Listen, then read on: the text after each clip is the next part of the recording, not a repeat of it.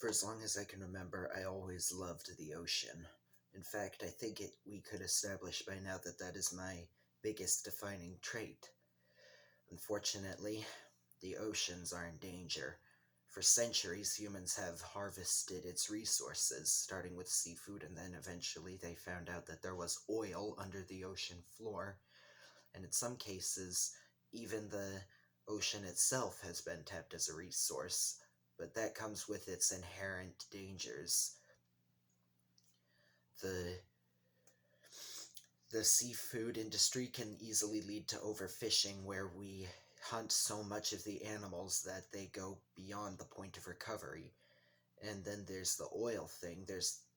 I think that the ocean's ecosystem can thrive regardless of how much fossil fuels are below the ocean floor, but in the transportation of it, there's always the risk of spills and the formation of oil slicks. And in desalination plants, which turn seawater into drinking water, they actually produce large amounts of brine as a byproduct, which increases the salinity of the water. But by far the ocean's biggest threat is its usage as a dump, because for so long plastic has been building up inside of the ocean.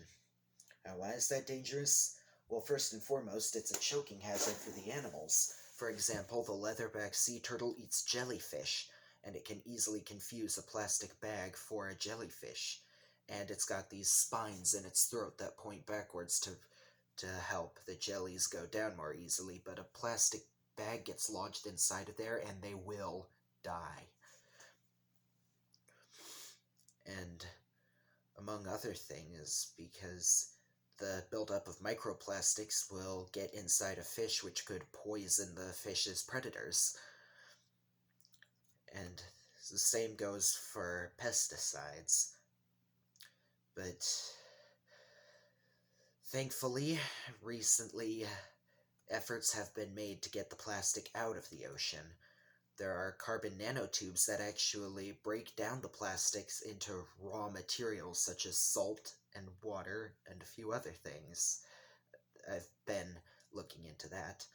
And also bacteria that eat plastic. And also the Team Seas, started by Mr. Beast. For every $1 donated to this fundraiser, a pound of plastic will be pulled out of the ocean.